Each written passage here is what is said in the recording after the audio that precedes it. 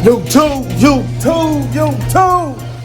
It's your boy Tone coming back at y'all, man. One more again, man. We out here in the garage, man, trying to tighten up things so we can get this Chevy cranked up, man. Let me show y'all these couple of parts that we got right here. And we're gonna go from there, YouTube. Got some hose clamps to put our heater hoses on. I got some vacuum plug block offs to plug off some vacuum so it don't be sucking too much air. Got some of this black Permatex oil resistant gasket sealant. Just gonna put a little bit of that around the oil dipstick tube and the transmission dipstick tube before I put all the transmission fluid and oil in it. We got a battery extender. This is so that I can put the other wires on the battery. This one of these will hold a battery cable to the battery, and you would take the other end and just screw the cables that need to be connected to the hot side on the battery. What I got here is a side post terminal. So we're gonna be converting these cables over to side posts. They were top posts, but I got a good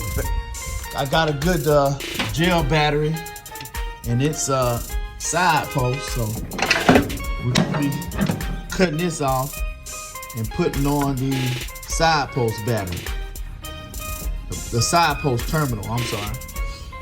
So we will do that.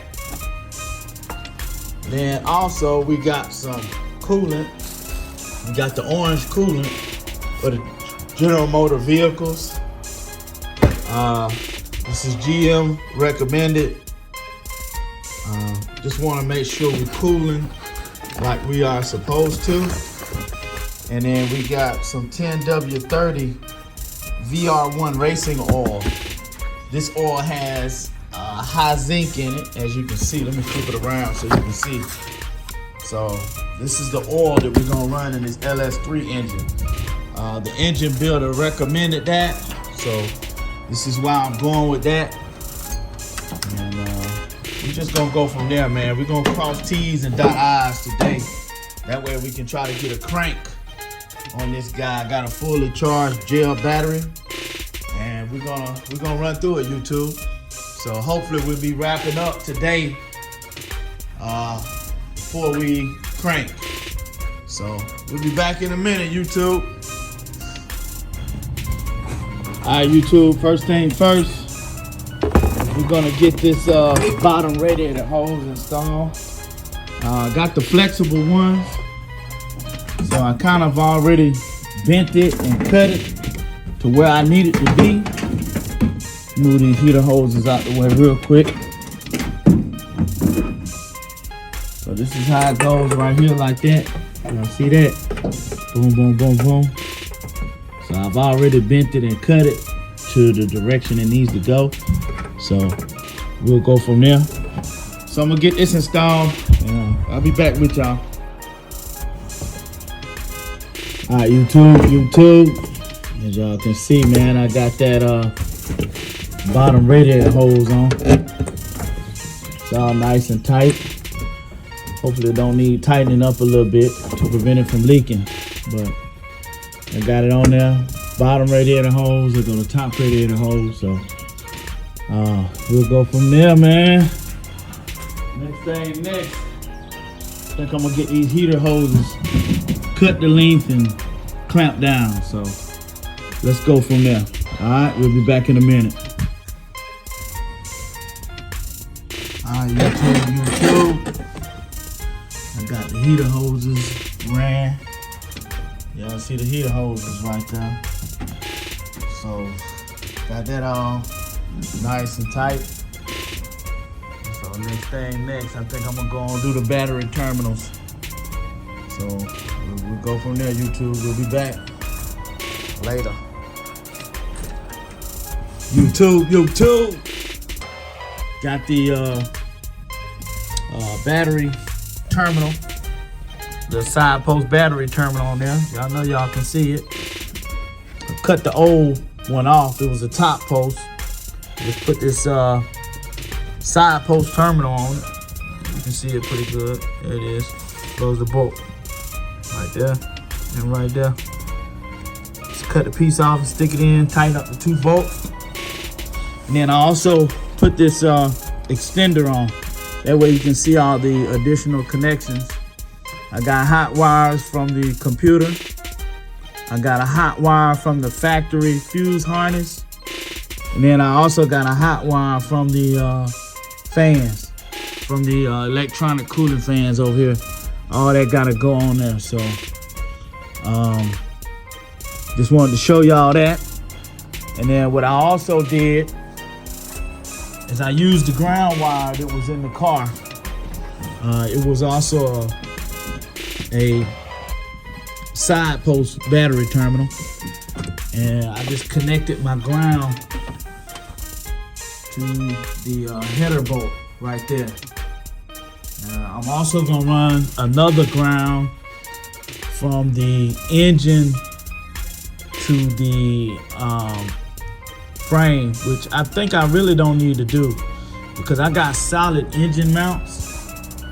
And as y'all can see, the mount is bolted directly to the block of the car, and the block, the mounts is bolted directly to the frame, metal on metal. Y'all see that? All that metal on metal. But you can never have too many grounds. So I'm gonna run additional ground. I know y'all see this wiring all loose like this. I'm gonna clean this up, YouTube. I'm gonna be honest with y'all. I just got kind of anxious, wanting to get this thing cranked, getting it crunk up. So I said, you know what? I'm just gonna mount it, run the wires, and I'll clean it up later. And I'm gonna get back out of that. I'm gonna go ahead and run it right. That way I don't have to come back later and clean it up. It'll already be done. So don't get in no hurry. Don't get in no rush, YouTube. Whatever you're doing, make sure you take your time. Make sure you do it right. You don't want to take shortcuts. You know, if 9 times out of 10, if you say, you know what, I'm gonna come back later on and do that, a lot of times it don't get done. So my advice to you is go ahead and do it right. Take an extra day, take a couple extra hours, or take the extra time. Go ahead and do it right the first time, YouTube. So, but man, it's coming together, YouTube. It's coming together. So we'll be back in a minute. YouTube. Now is the time to come that we put the oil inside the engine.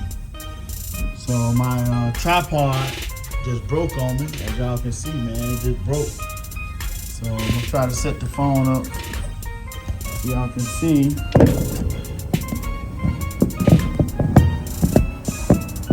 That ain't gonna work. So I guess I just open this up right here. I don't think I can do this with one hand, YouTube. So we'll just see what's up here. I'm gonna put this in here, VR1 high performance racing oil.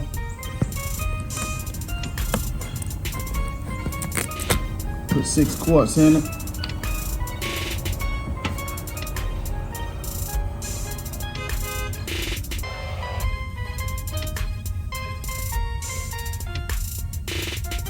So I'll be back with y'all in a minute after I get all these quarts of oil poured in here.